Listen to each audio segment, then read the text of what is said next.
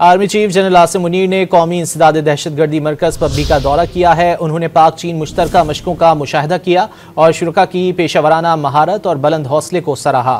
ISPR के मुताबिक warrior 8 मशक Pakistan army और चीन की पीपल्स लिबरेशन आर्मी के स्पेशल दस्तों के दरमियान जारी है।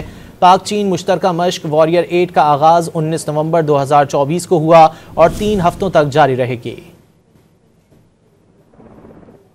Army chief general Asim Munir ने कौमी इंसदाद दहशतगर्दी मरकज़ पबली का दौरा किया है। उन्होंने पाक चीन मुश्तरका मशकों का मुशाहिदा किया और शुरका की पेशावराना महारत और बुलंद हौसले को सराहा।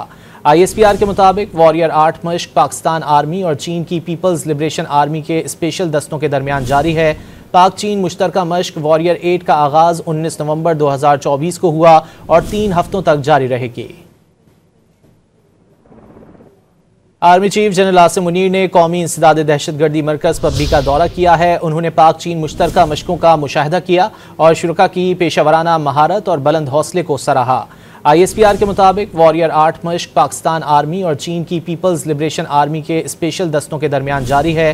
पाक चीन मुश्तरका मशक वॉरियर 8 का आगाज 19 नवंबर 2024 को हुआ और 3 हफ्तों तक जारी रहेगी।